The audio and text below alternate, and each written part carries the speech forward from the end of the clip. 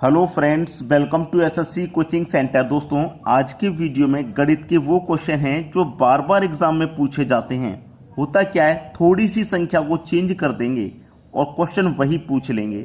ऐसे क्वेश्चन जो बार बार आते हैं वही क्वेश्चन है। आप पूरा वीडियो जरूर देखिएगा। तो चलिए स्टार्ट करते हैं। पहला क्वेश्चन है, एक बिल्ली 3 मीटर चलती है 3 मीटर चलती है और फिर 4 मीटर ऊंची दीवार पर चढ़ जाती है। अपने पहले स्थान से वह कितनी दूरी पर है। जैसे मान लीजिए बिल्ली यहाँ पर थी, ये यहाँ पर आपकी बिल्ली थी, वो ऐसे करके क्या हुआ, 3 मीटर चली 3 मीटर चली, ठीक है, 3 मीटर चली। उसके बाद दीवार आ गई, उस दीवार पे 4 मीटर चढ़ गई। ऐसे चल के यहाँ दीवार आ गई, उस दीवार पे वो बिल्ली 4 मीटर चढ़ गई 4 मीटर चढ़ गई। तो उसने क्या पूछा है कि अपने पहले स्थान से वह कितनी दूरी पर। पहला स्थान उसका कहाँ था, यहाँ तो था, यहीं से चलना उसने शुरू किया था। तो यहाँ से वो कितनी दूरी पर है ये पूछा है। आप ऐसे मत बता देना कि 3 मीटर ये हो गया, 4 मीटर हो गया, तो वो 7 मीटर की दूरी पे है। ऑप्शन में भी दिया गया है, ऐसा मत बता देना, गलत हो जाएगा। ठीक है, ऐसा करके चलेंगे तो ये दूरी ज़्यादा होगी और ऐसे डायरेक्ट पहुँचेंगे इस स्थान पर तो कम होगी।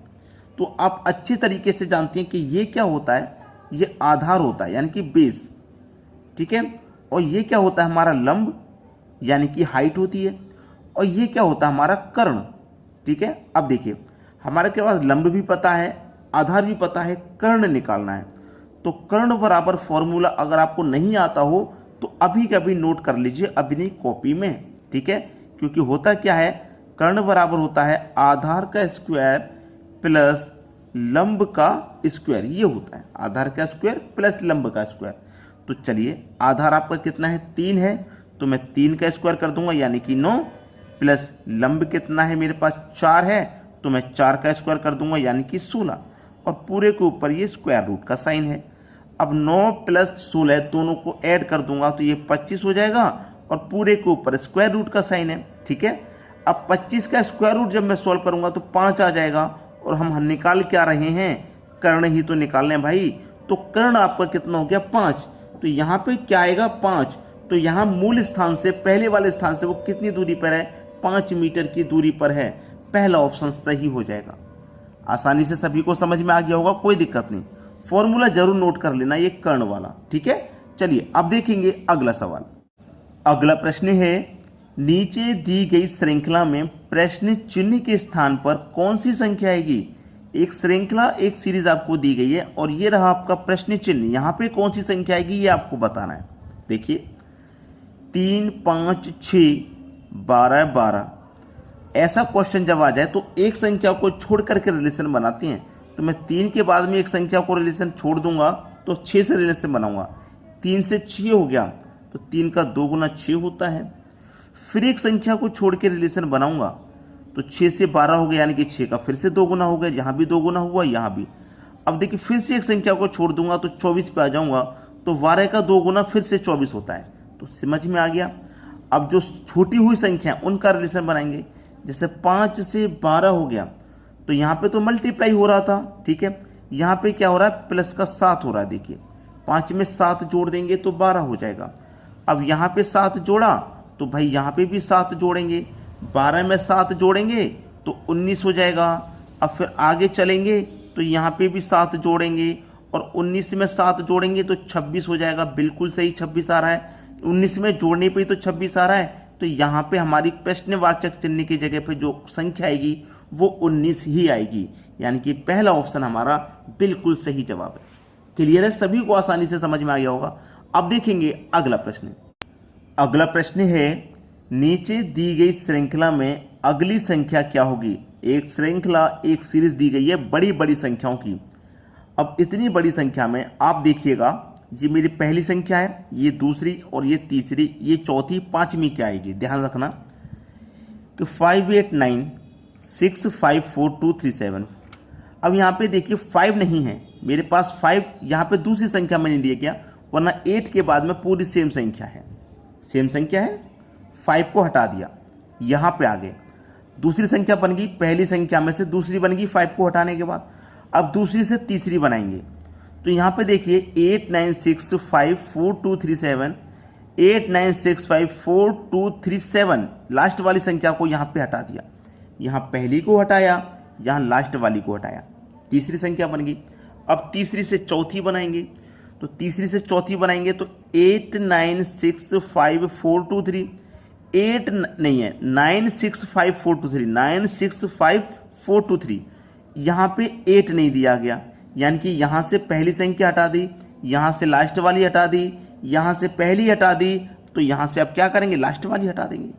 ठीक है, तो ये वाली संख्या बचेगी आपकी, यानी कि 96542 ये बचेगी।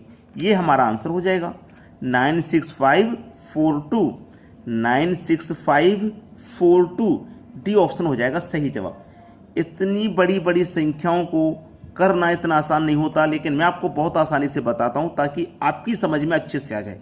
अब देखेंगे हम अगला प्रश्न। अगला सवाल है, यदि 30 जनवरी 2013 को गुरुवार रहा हो तो 2 मार्च 2013 को कौन सा दिन होगा? कौन सा दिन था? याद रखें, हमारा जो समय है वो लीप वर्ष तो नहीं है, साधारण वर्ष है 2013। अब देखिए हमारे पास क्या कह रहा है, वो जनवरी का दे करके पूछ कब कर रहा है, मार्च का, यानी कि जनवरी के बाद फरवरी का महीना आएगा, उसके बाद मार्च का महीना आएगा। ठीक है, देखना जितने तारीख की वो बात कह दे उतने को नहीं लेते, यानी कि जनवरी का महीना हमारा 31 दिन का होता है, उसने उसमें से 30 तारीख की बात कह दी तो 30 नहीं लेंगे, जो बचेगा वही लेंगे, एक बचेगा। 31 में से 30 गया, एक बचा ना, तो जनवरी का एक दिन लेंगे केवल। फिर उसके बाद आएगा फरवरी का महीना। अब वर्ष कैसा है, साधारण है, तो फरवरी का महीना 28 का ही रहेगा। अगर लीप वर्ष होता तो 29 का रहता। प्लस मार्च में कितने तारीख का पूछ रहा है, वो 2 मार्च का, आगे जाना ही नहीं है, 2 तक पूछा है तो केवल 2 ही रखेंगे। अब सबको जोड़ेंगे, 1 और 28, 29 में 2 जोड़ो 31। हमेशा 7 से ही डिवाइड करते हैं, आपको बताया मैंने, 7 चौके 28, रिमाइंडर कितना बचा, 3, शेष कितना बचा, 3 बचा। तो जितने से कट जाता है उससे कोई मतलब नहीं, हमको मतलब हमेशा रिमाइंडर से होता है। तो हमारे पास 30 जनवरी को कौन सा दिन था भाई, गुरुवार का दिन था। 30 जनवरी को गुरुवार का दिन था, और जो रिमाइंडर बचा उसे जोड़ दो, 3 बचा है रिमाइंडर, तो 1 2 3 जोड़ दो। गुरुवार के बाद शुक्रवार, शनिवार, रविवार, कौन सा दिन आ जाएगा भाई, 3 जोड़ने के बाद रविवार का दिन आ जाएगा, रविवार, जो कि हमारे डी ऑप्शन में है। आसानी से समझ में आ गया सभी को। अब देखेंगे अगला प्रश्न। अगला प्रश्न है, नीचे दिए गए प्रश्न का सही बेनारेख बताओ। घोड़ा, बंदर, बाघ। ठीक है, घोड़ा, बंदर, बाघ। अब यहाँ पे 4 आपके अलग अलग प्रश्न हैं। ठीक है, देखिए अगर मैं पहले ही ऑप्शन की बात करूं तो पहला ऑप्शन क्या है, एक चीज के अंदर दूसरी चीज, दूसरी चीज के अंदर तीसरी चीज। तो ऐसा कब होता है, एक के अंदर एक चीज आती चली जाए, एक के अंदर एक चीज आती चली जाए, ऐसा कब होता है?